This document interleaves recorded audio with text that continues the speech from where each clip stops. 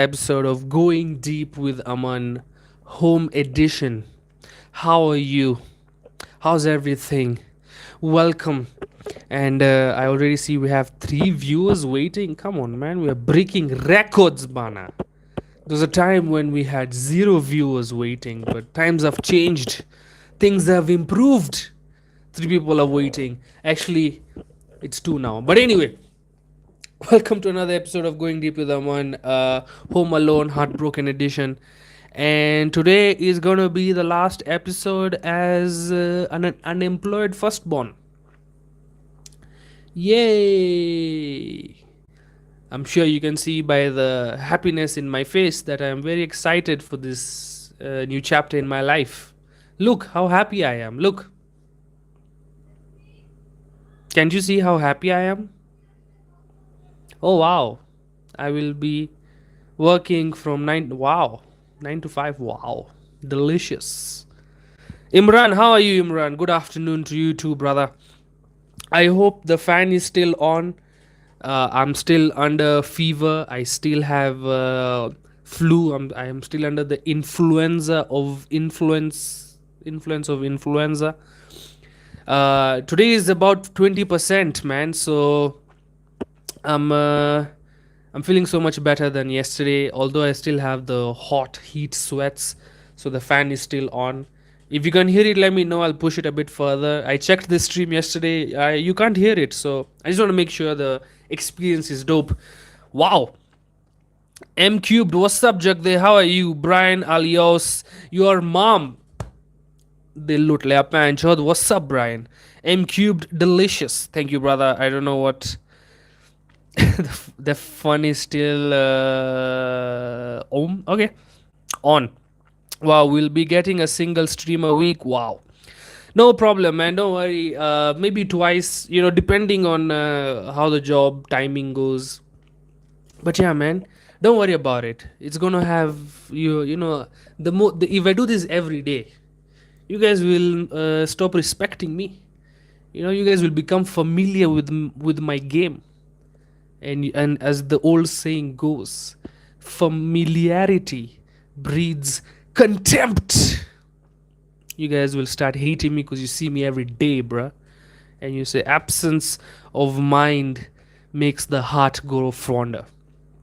That's not I think it's just absence make the heart go fond. Whatever the fuck, you know what I'm trying to say. But yeah, probably once a week is not bad.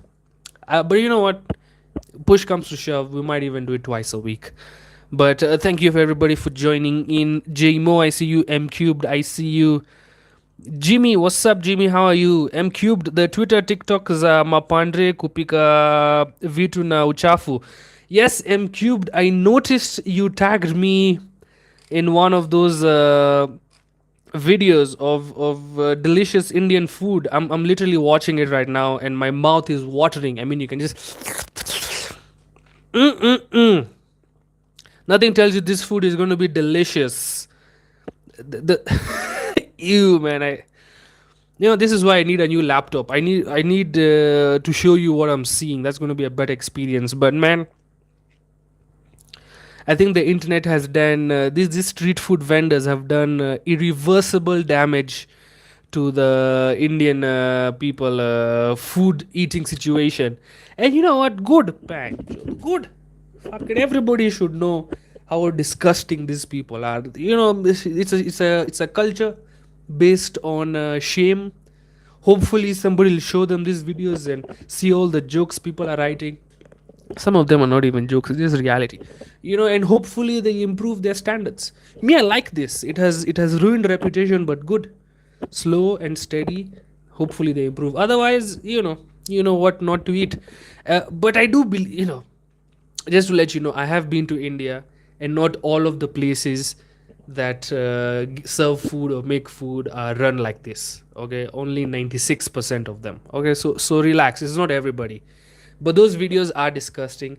Uh, like, I don't know if you have seen this one. But it's a guy who's deep frying is deep fried batter.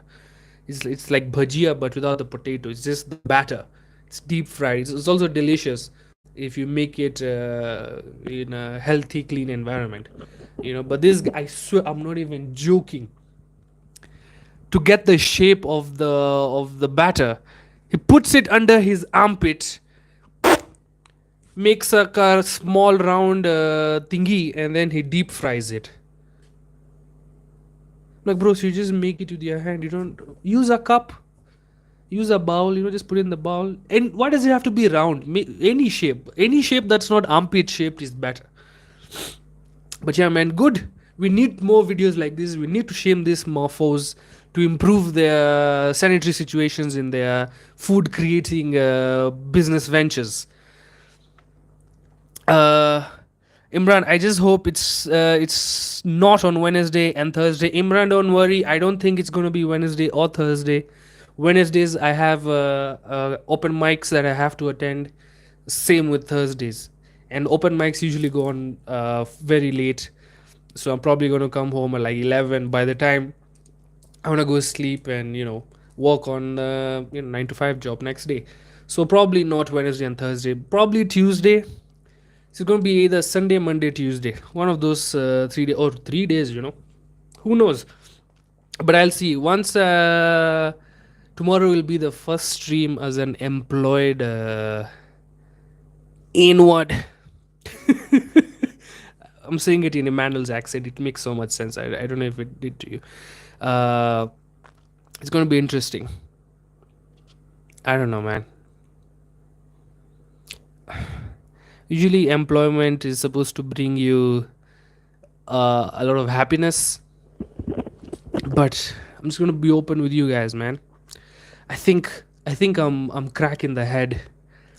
Uh, it's weird, man. In my head, if I'm doing anything that's not related to stand-up comedy, is I am giving up on my comedy dream.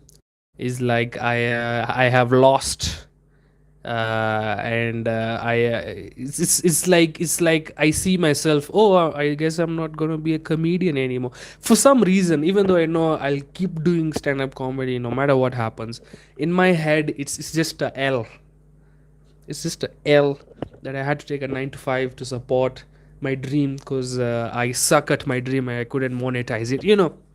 Weird. I'm crack. I don't think that's how you're supposed to think about it, but that's how I think about it. So maybe that's why I'm not, you know as excited as an unemployed person should be when they finally get employment. But the especially because the salary is twice, literally, I'm not bragging, but twice is what I used to get paid in my previous job. A little bit more than twice. That's not saying much. Okay, twice could mean also twice of 20,000 is 40,000. That's still not much. But what I'm saying is, it's a better position. Closer to home. Blah blah blah. But in my head, if it's not comedy, I'm taking an L. So I guess that's something I have to learn.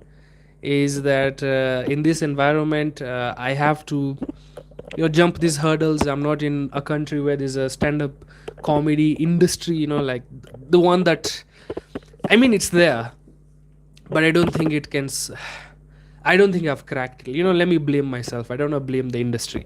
So yes, that's why it's a bit disappointment, but it's bittersweet, mostly sweet, but there's no reason to be bitter. But that's just me.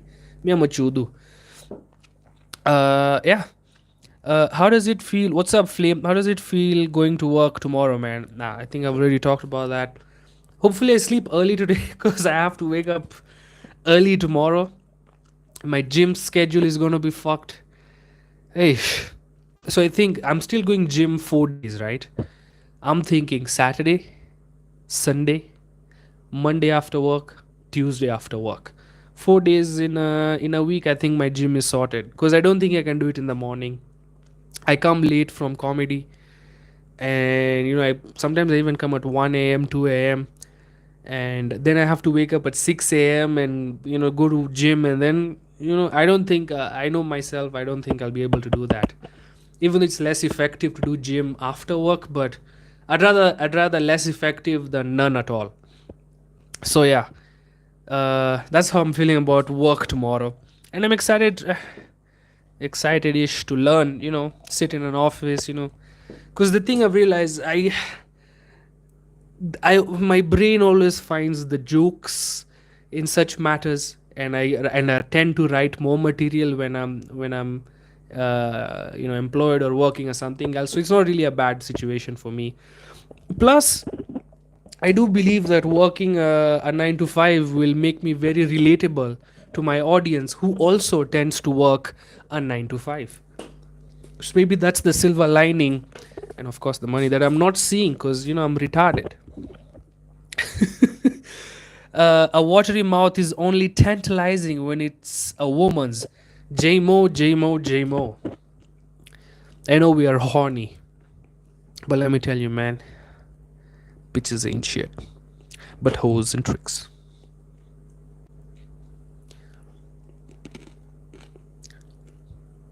I think sometimes you should just objectify them. If you if you write too much poetry and all this shit, they all go to fucking hell, bro. I mean, they all take you to hell. It's not. It's okay. Just ask your father whether he really likes chilling with your mom. You'll understand why I'm a bit annoyed. Of course, you know why. Recent character development, and I just like the way you said it in poetry. A watery mouth is only tantalizing. Motherfucker used the word tantalizing like he went to IGCSE instead of KCPE. When it's a woman's what? Watery mouth? Yeah, man. On that, I do have to agree, though. As much as I'm a hater, I do have to agree that when it comes to kissing, I think as men, it's better to kiss women. They do this thing with their lips. They put this flavoring that makes it glossy, and then delicious. So that's how you kiss. No. M cubed. I know, right? That's why they shit everywhere. Okay. Major, you guys have very huge stereotypes about India, and shitting everywhere is. I'm not gonna lie. Kind of true. I'm not gonna yeah, as much as it's okay. It's state by state. India is just a continent. I think somebody said India is a continent pretending to be a country. India is very diverse. There are Chinese looking people in India. There are white looking people in India. There are Somali people looking in India, and there are Indian people, Mexican looking people in India. So many types of Indians, and the ones who do not shit on the streets, I can tell you for sure, are the Punjabis, are the Kala singers. The others I have seen uh, some shits on the streets. This is a true story. When I went to India through comedy, I think 2-3 years ago in December, my friend's cousin was getting married in Gujarat, and I'm like, yo, let me have a trip. I was in Mumbai. I went to Gujarat, which is another state. Okay, it's like another country, in a way, inside India. And we were living in a village. We were staying in a village. Okay, my friend's village. He hosted us, beautiful village. And at night we went for a walk. We saw all the tobacco farm, all the other farms. I don't know what else they were growing, but it was beautiful. Farm looks very nice. And then on the way back, there were two paths, ways. Let me just say path is not the right word. There were two paths, and my friend said, hey, let's use the longer one. I'm like, okay, but why can't we use the shorter one? Oh yeah, he's like, because people just shit on that road. You don't just step on shit, so let's just take the long road. And then it hit me. I'm like, yo, that's actually true. People shit in India. I forgot. So that shitting on the road, I do believe it's a true thing. Shitting everywhere.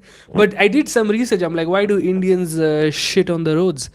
And one of the reasons, I don't know, I'm sure there are many, but one of the reasons is religion ish. It has to do with the religion.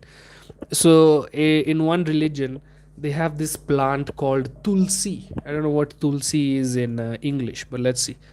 Tulsi in English, the holy basil. I mean, it's called holy basil. So now you know basil. I'll just call it tulsi. So it's a very holy, it's a very important, sacred plant, and it's inside the house. So the idea is, how I will disrespect the holy tulsi if I take a shit inside the house. So I'm gonna go outside and take a shit over there. Perfect logic, if you ask me. I mean, why would you shit if there's literally something holy in your house? Do you go to church and shit in the hall? No, man. Okay, you shit in the toilet, but the thing they forget is that you could build toilets outside. But anyway, that's another problem. Who cares? Not my problem.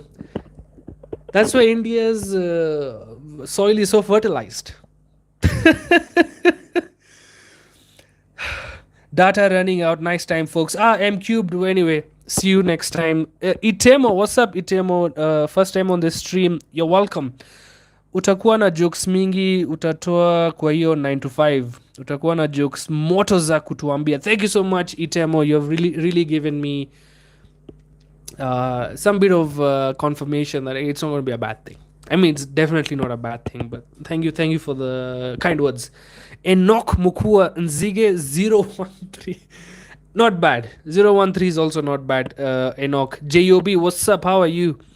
Bro, even Americans from other states complain their streets of New York smell like shit. Yeah, man. But the thing is, the reason a lot of American videos that are bad don't come out, I think, is because tourists don't get visas over there. If I want to go there, I have to improve my life. I have to build a bank account. I have to wait 10 years by the time I reach there. Not many tourists over there. So that's why in India, most people can go India. It's cheap. So there's a lot of information coming out of India. People are recording everything. France, for example, there's a lot of propaganda that is happening. But you know what? Let them hide their dirty parts and just show the world the good part while not doing anything about it. And I do hope India is also improving, which I doubt because it's election year. I'm sure there's a lot of other things that are going to happen. Is it election year in India? I don't know. I saw a graph, but who cares? None of my problems. But yeah, man. But I think India is a bit more, especially with the food part. Yeah, I think, hey man, how else are you going to feed 2 billion people, bruh? Not everybody is going to be A grade certified, Yes, religion is involved. Slumdog Millionaire. Those are two contradicting things in one sentence. Slumdog Millionaire. Yeah, that movie was true, man. Ulienda India, ulipigwa na culture shock ama, you know what, Itemo, ish. Because look, I was born here. Mimi nilizaliwa hapa. So mimi nimezoea kukaa na Waafrika. So me, I was used to just being around high melanin folks all my life. I think I've said this before. So I went to India and just seeing Indians all around me, I'm like, yo, where the fuck am I? I mean, not where the fuck, but I'm like, yo, is this how everybody else feels who's not Indian in Kenya? You know what I mean? Just seeing everybody who looks like you everywhere. Feels nice. Billboards, everybody looks like me. TV, everybody looks like me. Beggars, not like me, of course. Rich people look like me. I'm like, this is not that bad. And the place I stayed was Mumbai, which was a bit middle class, upper middle class. So it was fun. The biggest culture shock for me, honestly, was the safety as a guy, even to walk at night. it was so busy. Like even at 3 a.m. on a Tuesday, it's busy. People are walking, businesses are open, lights are on. It doesn't go down. And I got my Airbnb was like, I would say, a 30-minute walk from the comedy club, and I used to make that walk all alone. Google Maps that shit. It was fun, and I didn't even realize, yo, I'm walking alone at 2:38 a.m. and I don't feel like, yo, I'm gonna be robbed here. That was the biggest culture shock. I don't. That's a luxury at some point. Like the idea I can just walk out and have a good time. Good. In Kenya, I think the cutoff is like, if you're at if you're if you're outside your house past 9 walking alone, hey man, you're asking for it. This is Africa, brother. You know. So that was the big culture shock. Also, prices of stuff. I was shocked, man. I thought things would be, a bit expensive because India is technically a bit more developed than East Africa, but things were hella cheap, man. Especially food. Shit, is that why food was cheap? No, I only ate fast food, Domino's and shit like this. I thought I could literally move there, and then I thought, nah, man. I can live among these people. Stinks. Jokes. Do you believe in witchcraft or magic? I believe they exist, but I don't know if they're effective. I think witchcraft is just another scam, uh, because they've never worked for me. So anything that doesn't work for me is definitely a scam. And magic. What kind of magic are you talking about? Are you talking about magic like this?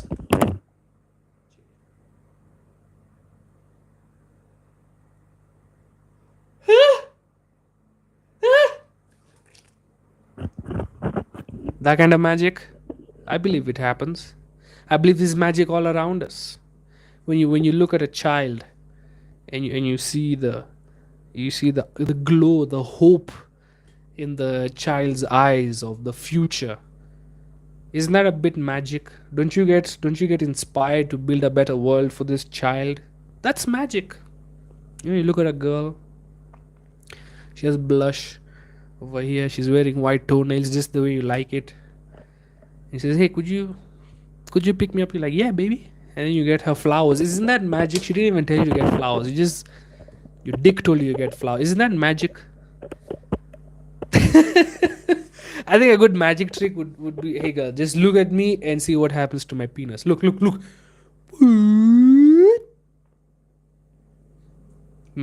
Ta-da! Abracad, suck my dikra. You know? I don't know, man. I've seen a lot of black magic, or I mean, just magic, I guess. Because it's Africa, from West African football games.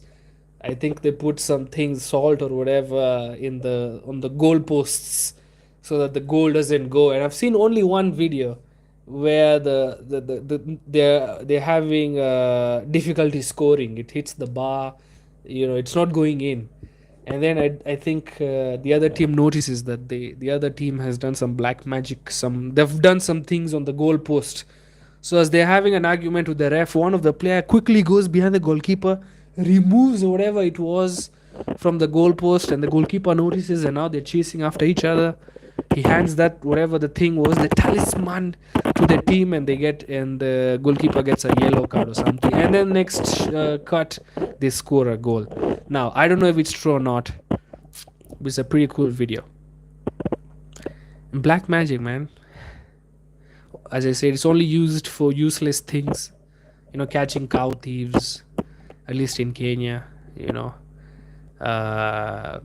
Bringing back ghosts. Let them. Leave them. They're dead, bro. Find new people. They will probably have better skills. Ghosts don't even know about Bitcoin. They died so long ago. You know what I mean?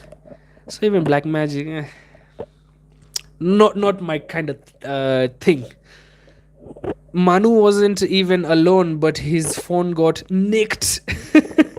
Africa, correct? What's up, Bhupinder? JMO, do you have a memory happy enough to let you conjure a bruh? Is this the Harry Potter thing? A memory happy enough? I have many happy memories. I was having a happy memory 15 minutes right before the stream. I was brushing my teeth and I like clean teeth. No, I was jerking off. I have so many good memories that. Yeah, man. Shit, why is it so hard? Oh yeah, when I did this, obviously, when I just first of all, I think just seeing people there just made me a bit emotional because I didn't think people would want to come and see me. Like in my head I've just seen myself as maybe as a supporting character or like a like a support person. I'm being the main person in my own show just felt weird. Like who's gonna come see this chodu? You know what I mean? Like I was just happy. Tickets were sold. I was you know I- it really made me happy. And then when I got on stage and the cheers were there, I was like, shit, man, this is a bit emotional. People actually like me or like my stuff. So yeah, I think that's a good memory I would use. And which other one? Shit. Oh yeah, the number of times I've done presidential awards trips twice in university. Those are all good memories. Just hiking with my friends. Uh, Indian friends. I didn't have many black friends. I'm joking, of course, but yeah, I think hey, you got me off guard there. But good, happy memories. Oh yeah, every time I've had poutine chips from Piri Piri Barbecue. Come on, man.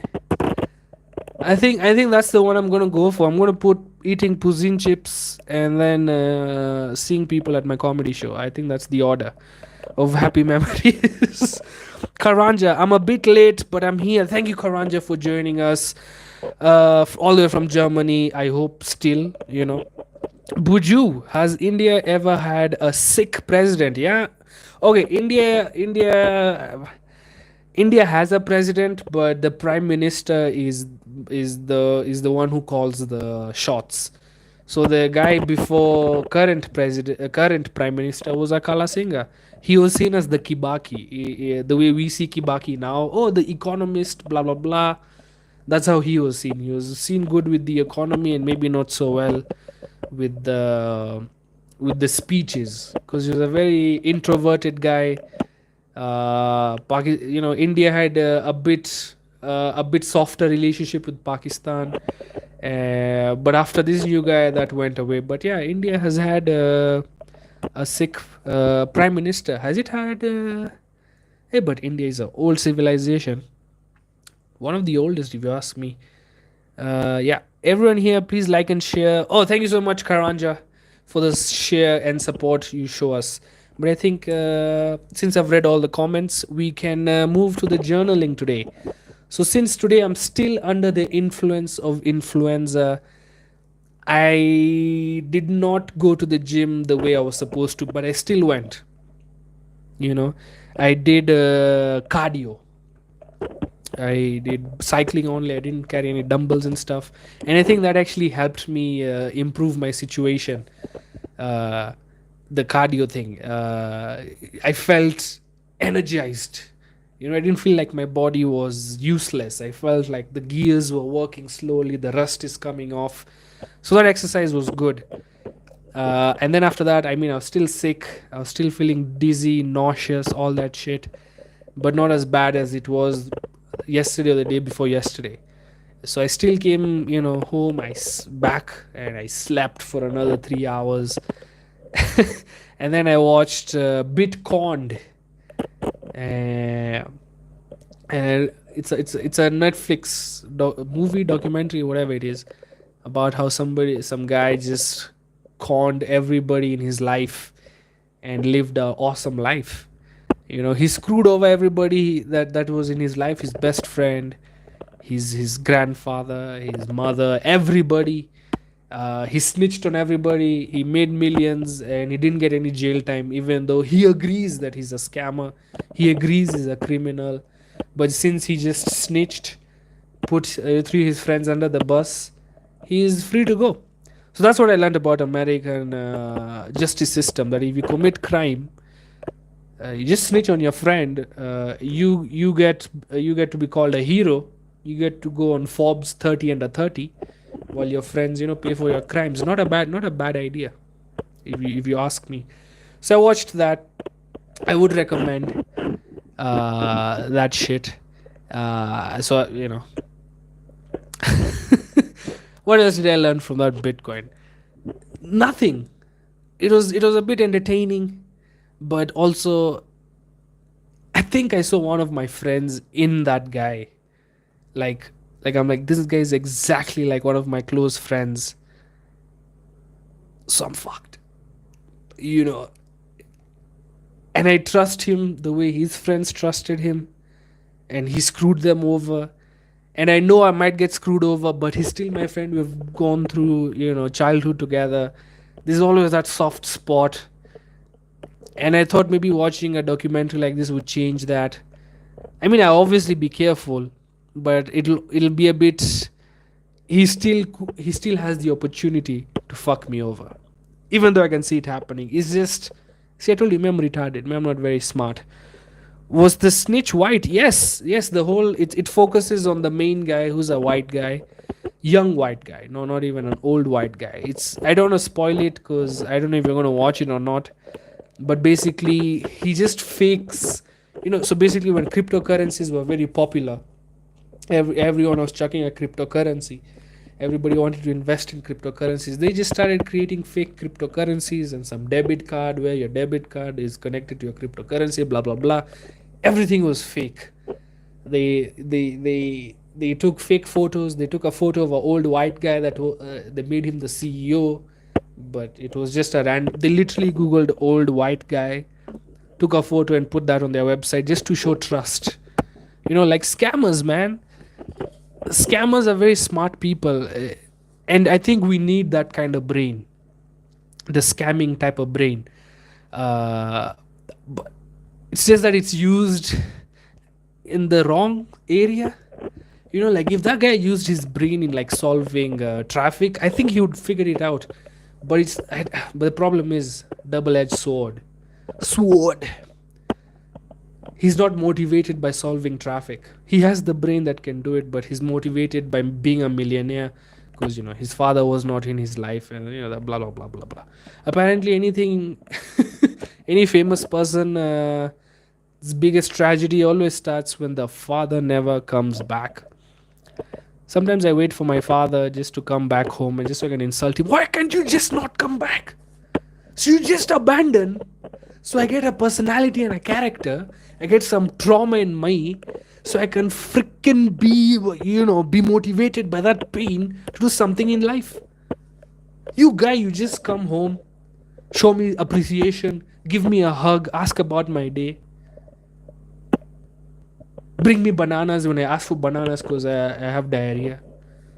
You guys, why are you showing me love, man? I'm supposed to be yeda, bro. I'm supposed to, be wacky. For me, sometimes I think my father ruined my career by being in my life. I should have left. Apologies. I mean, as you can see, still under the influence.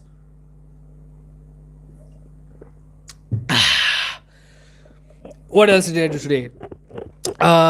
Yeah. I mean, I have been writing jokes. Let me say, not jokes, maybe concepts. I read the Free the Nipple protest. Women are protesting, oh, the nipple should be free, blah, blah, blah. Yeah, sure, man. I don't think men are complaining. Free the vagina also. Okay, maybe not. No. Okay, free the clean vaginas. Okay. The washed ones. Free the washed ones. I don't know who's saying no to free the nipple. I don't think men with an education are saying, "Oh yeah, don't cover the no." Perverts are saying yes, please. Free. I think the nipple should have been free forever. I don't know why you guys are fighting. Who's stopping you? Who invented the bra? Not Basu didn't. You guys did. I still want them titties out. You know, do it. You are the ones who's. You know what I mean? Just do it, bro. Relax. A big deal. Just free the nipple, free the vagina. But the man, I think this one we have to give it the biasness. Yeah, sure, women can. I think man will be. Where am I going with this? What I'm trying to say is that I'd rather see women nipples than man nipples on the street. That's what I'm trying to say. Buju, is Ugandan audience similar to the Kenyan one? Yes and no. Yes, in terms that they all look the same to me, and no, because the ticket prices confuse me. Yeah, man. Like when I was performing in Uganda, I saw that my tickets prices were 20,000 per ticket. 20,000. That's in my head. It's still she's shilling, and the only shilling I know is the Kenyan shilling. I'm like 20,000 shillings to see Pancho the local comedians. 20K, bro. Even Russell Peters tickets were not that actually they were. I remember when Russell Peters came to Kenya, I heard ticket prices were going 40K for VIP, 40K shillings. How much ish? Okay, if the dollar is 100, which is not, that would have been 400 no ish, $400. So it's about $350 a ticket, maybe. But then I went to Uganda and I realized, oh, it's the Kenyan shilling is actually stronger. So 20K was the same price as the ticket prices in Kenya. Actually, even a bit cheaper. It was like 800 Kenya shillings. And I always find it weird. Like, I cannot comprehend the value of things in that amount. Like, if I'm buying bread, a loaf of bread, and the cashier says, "Oh, this is just 2,000 shillings." 2,000? How shit is your currency that you have to understand the value of bread in the thousands? I can't even imagine what it is for like people in Zimbabwe. How much is this bread? Hey man, how many sons do you have? We'll need half of them. Yeah. Either that or you give us $14 for a piece of bread. It's crazy, man. It's so crazy. So I do have my free the nipple bit. What is the free the nipple? Is it a French thing? Free the nipple movement.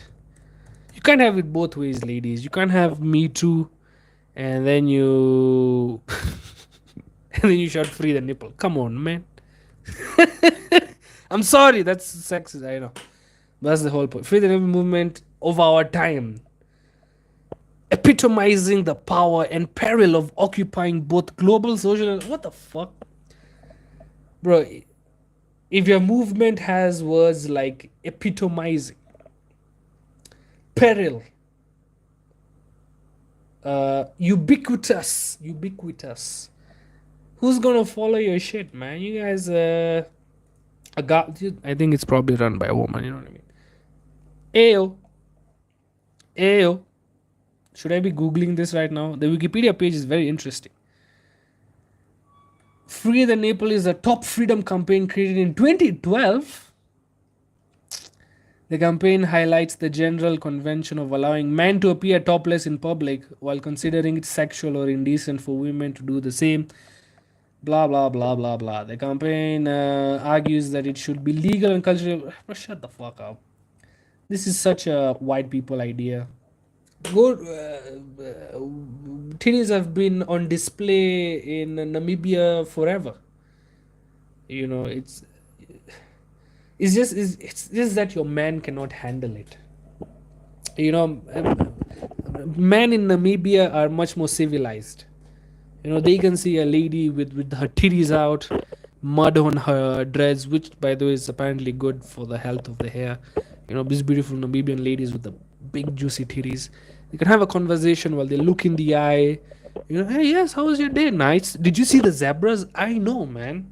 Since when did we allow,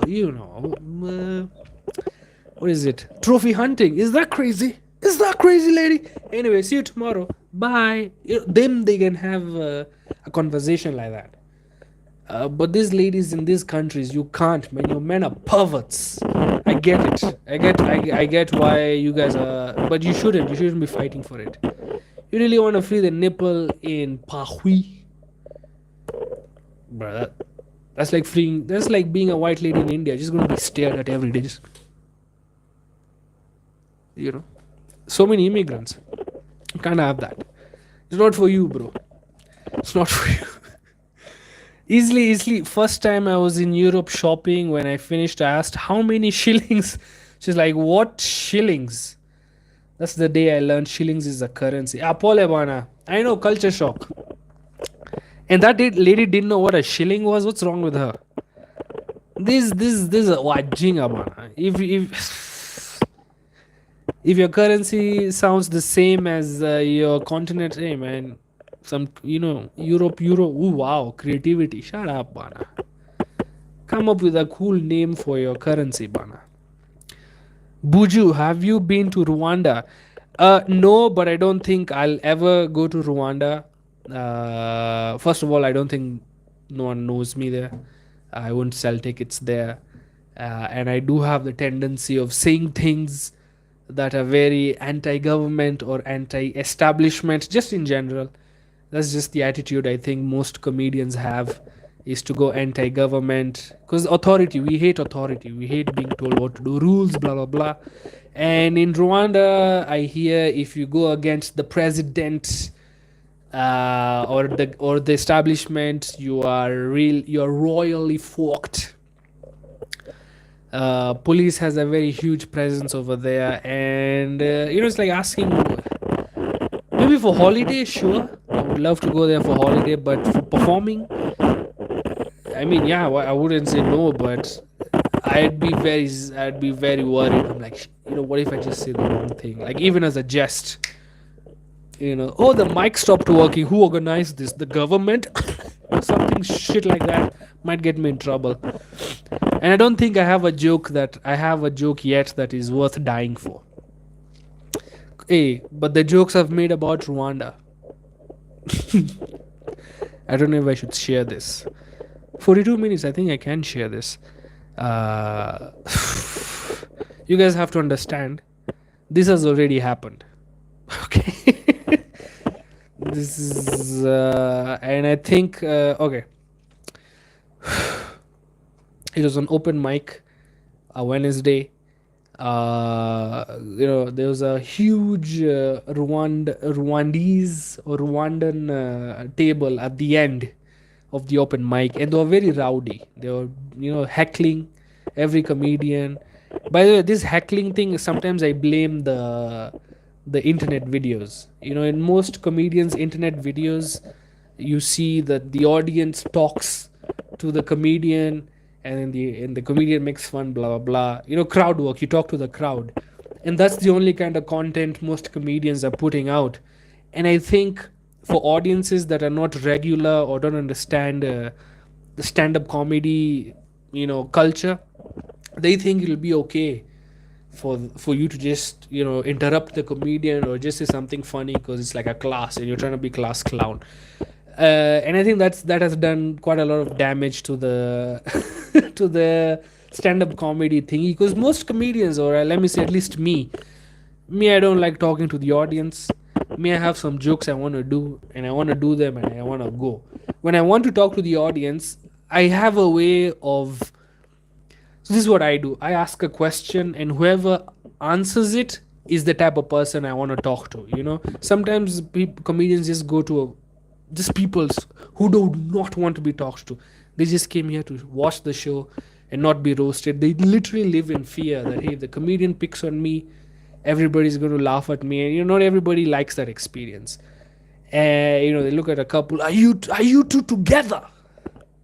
Are you two fucking? Does he lick your ass like, or does he lick it?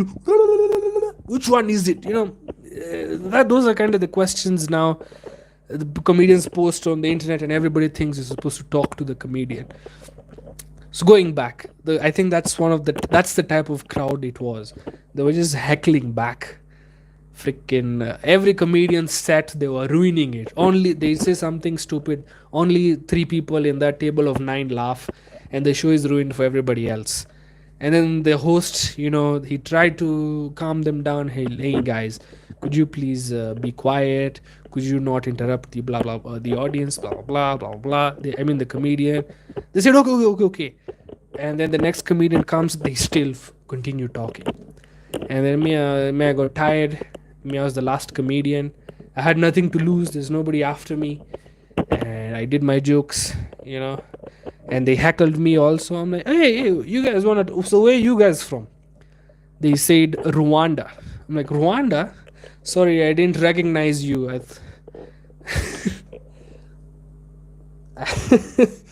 Oh no. I said I didn't recognize you. You guys have both your arms, or something of that sort. And the whole table went, oh, yeah, yeah, yeah, yeah, yeah, yeah. Is he making a joke about our civil war where we chopped everybody's arms and shit? Oh, you know. And they got really upset. And I doubled down. I went even harder. I'm like, by the way, not everything is bad about Rwanda. Rwanda is apparently the cleanest city. I mean, the the cleanest country in Africa. I mean, of course, Rwandans, they like to clean their streets, their roads, and their tutsis. And the Kenyan audience felt vindicated. I was their champes. I was their avenger. I even say that I am your avenger, Kenyans. These guys ruined our show. I'm giving them. It was in context. I could say that in my home country, in my hometown, and get away with it. And the Rwandan table, by the way, freaking angry. I was so happy. I kind of gave them the taste of the disappointment, of the anger that they gave all of us. But I wish I had gone even harder. But they just said, "Oh, you can't say that." In that Rwandan accent. I don't know. I don't know what a Rwandan accent is. You can't say that. I don't know. You cannot say that. Whatever it was. I think that's the first or second time after the show, the organizers got a complaint that you cannot be talking, you cannot be joking about such sad things that have happened to our nation, which I agree. And that's why when a comedian tells you to shut the fuck up, you shut the fuck up. Okay? Otherwise, the things you don't want to hear, they'll tell you. Because even me, I didn't want to do those jokes. Me, I had jokes about matatus, jokes I wanted to work out, jokes, those bencho, they ruined the show. What do you expect now? Bencho, it happens, But then I got messages. I'm not lying, actually. That's the first time I got messages on Instagram after a live performance saying, "Hey, Aman, you're funny and all that, but you should not be making jokes about this thing. If you go to Rwanda, you'll see the kind of pain it still holds." Yeah, man. Shut the fuck up, man. That's why next time, shut the fuck up. Kenya, I can go on stage. And when did the Rwandese genocide happen? 1994. We're going cancellation these days, bro. I'm small enough to even who's going to cancel me? I have nothing. Genocide, so I'm not that worried. Maybe in the future, but who cares? Well, 1994 exactly, and they're still hurt, bro. Google post-election violence Kenya 2007. As we moved on in 2007, 3 weeks later.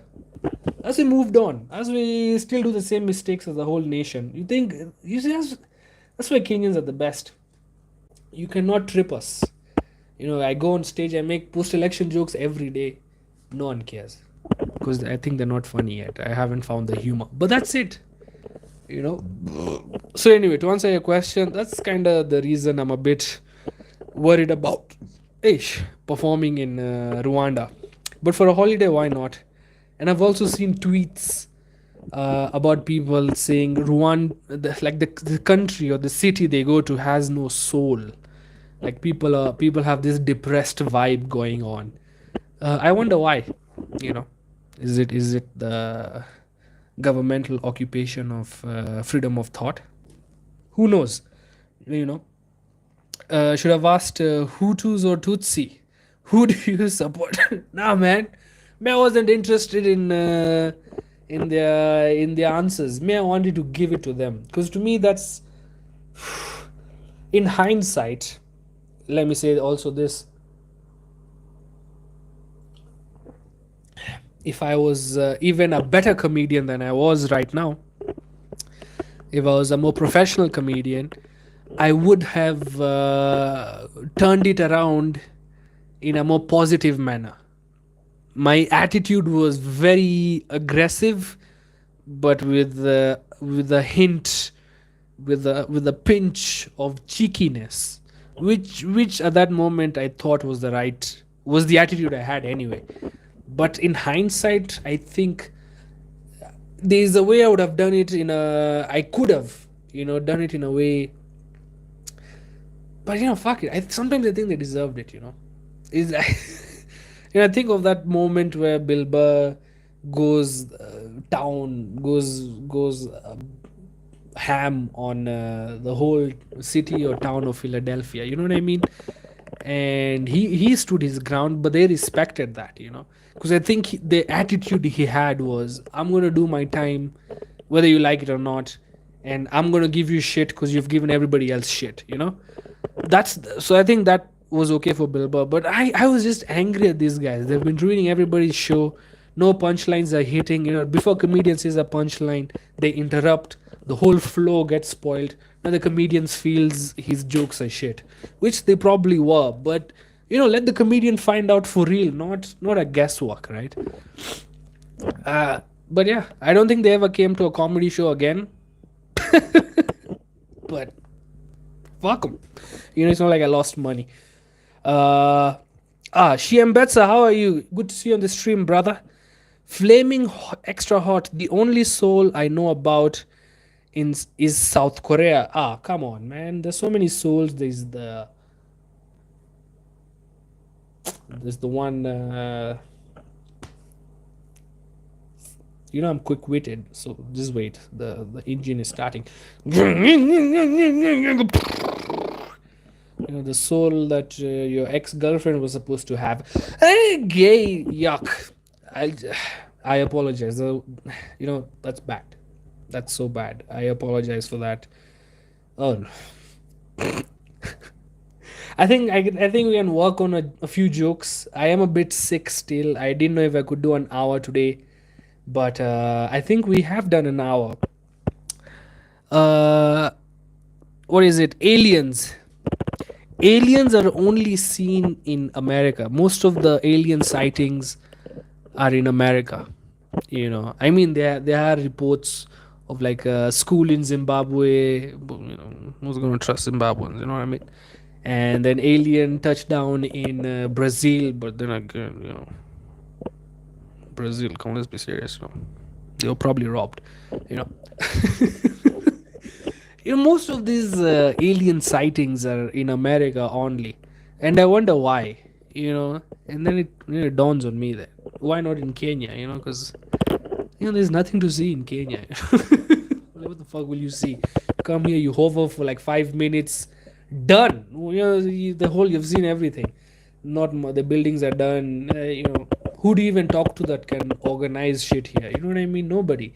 So that's why I think they go to America, where they have the sphere. It's a big country. They go to Russia. They go to. I think there's some reports of aliens in India. What will they see in freaking Kenya? Who's even going to believe you that there are aliens in Kenya? A UFO. We'll probably just start blaming the government. You guys are bringing in UFOs, and the government like, oh, but these are attacks on UFO landings and sightseeings. Yeah, garbage. Yeah, there's nothing. I didn't get anything there. But this is true. It wasn't a UFO, but once I was at the terrace of my apartment, my father's apartment building that he bought a house in. So the terrace, and I was just looking at the sky because I get the terrace is I live in a place where if you go at the top you can have a full 360 view of Nairobi. There's not much development, so the view is not much. The view is not blocked. So as I'm looking in the sky, just enjoying the green blue sky, I see like a how do I say this? Okay, think of like a have you seen I mean okay like a flag, like a transparent flag, not transparent, like a see-through flag, but it had bit of distortions, and it had a very mechanical movement. It wasn't a flag, but it was like a stingray, but in the air, and it was see-through. You know how they showed the bomber, the B-12 bomber, whatever it's called, the American black thingy. It was like that, but it had a very mechanical movement, and it just crossed over. And I'm not even joking. I'm like, am I crazy? Am I actually witnessing something cool? And it just went away, and that's it. Nothing happened. I wish I was abducted.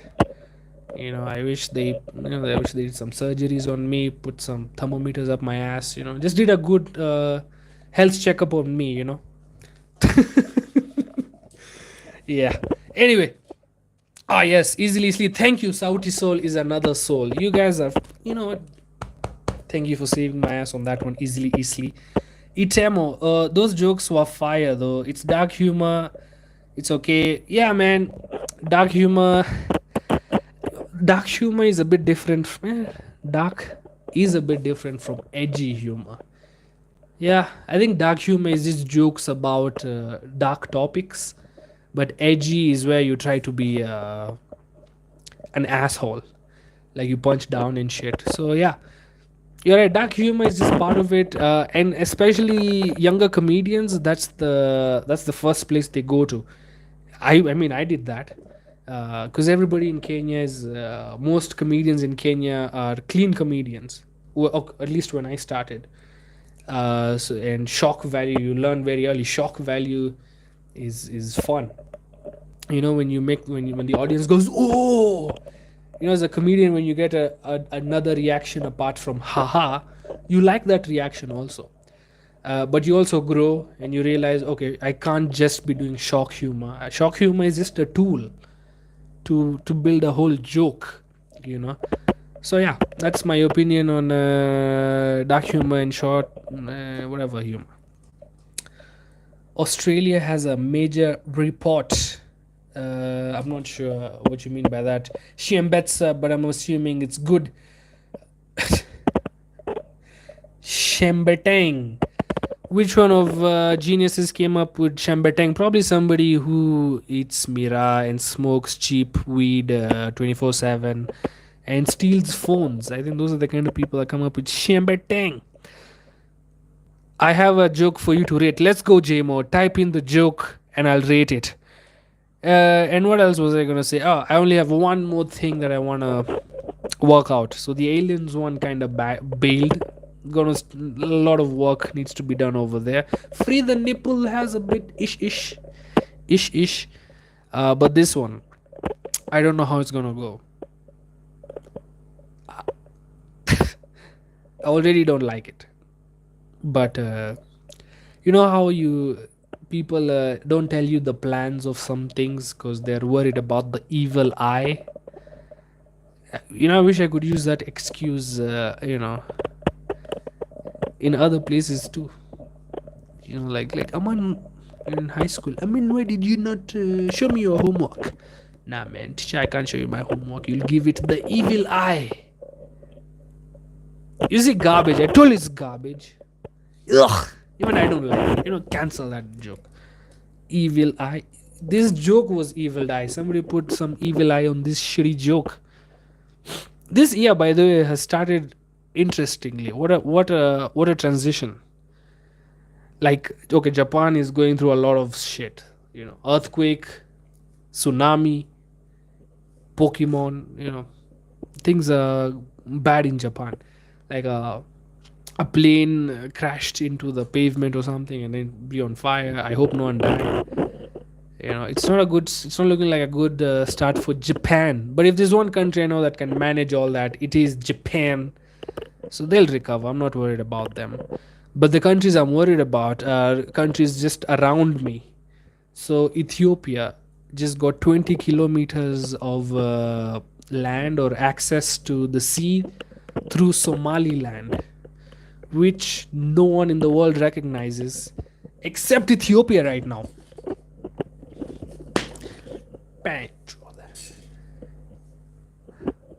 And Somalia does not recognize Somaliland. But Somaliland gave some land to Ethiopia. So Somalia might be going to war with Ethiopia. And we all know how that goes because Ethiopia has drones. Like military wise, Ethiopia is pretty far ahead. And, and if Somalia goes to war,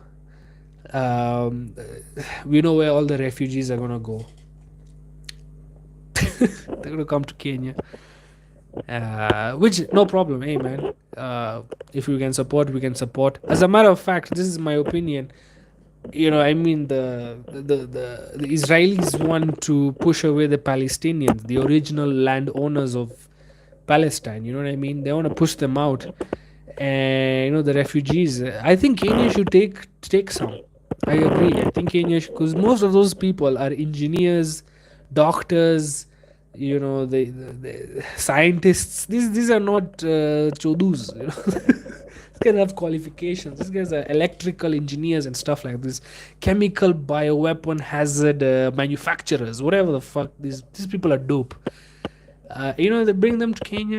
Make them like our animals. Hopefully, we remove some racism from them. I don't know if they are racist or not, because as somebody who's in East Africa, the news we get is always under propaganda. So I don't know what I'm reading is true or not. So, on one side they have been called who am I talking about? Oh yes, the Palestinians. One side they've been called cruel, which I don't see personally. On the other side, I know they're smart people. I think we should get them in. Maybe they'll maybe even just make them part of our society. I think it'll be good for the future. No joke there, like genuinely, because I don't think they're in a winning position at this point. It's like David versus Goliath, but Goliath is not Goliath. It's a 14 trillion military alliance, and Goliath is just Goliath still. So you know what I mean? I mean David, sorry, still David. Still, he still has a rock versus a 14 trillion military alliance. So it's not looking good for them. And I hope it wasn't like this. I hope it would have been a different situation. I hope this was never even a thing. But since it is, and I don't think. That's why I'm really shocked by South Africa. These guys, the government, standing on business, the spokespeople did. Like, as you know what apartheid is, apartheid or apartheid or however the hell you pronounce it, discrimination based on race. And they're like, this is the same thing. We cannot let this happen. So that made me proud for South Africa. Although Kenya, where's the bitch? Who said that? Not me. How do you throw a rave in Ethiopia? Oh boy, that's a joke. How do you throw a rave in Ethiopia? What is a rave? Rave is about dancing. How do you make people dance in Ethiopia? What's the capital of Ethiopia? Khartoum. Is it Khartoum? Am I retarded? No, that's Sudan, bro. What the fuck? Why am I? Sorry, guys. Read KCP. I know this. Bro, me, I'm such a retard, bro. Addis Ababa. Of course. Addis Ababa. Okay, how can that be the punchline to rave? Addis Ababa. How do you throw a rave? How do you throw a rave in general? Man, these are tough questions. How do you throw a rave, Megan? Welcome to the stream. Flaming. Here's a joke I once heard. My friend told me that Ugandans answer questions by questions. I thought it can be possible, so when I went to Uganda and asked someone if that's true, he answered by saying, "Who told you?" You know what? I'll throw a laughing emoji at that, brother. I've heard many variations of that joke. My father answers questions with questions when he's lying. My boyfriend answers questions with questions when he's cheating. So there's many variations of that joke, but this one is not that bad. It's good one. Flaming extra hot, blame bench. Good for you.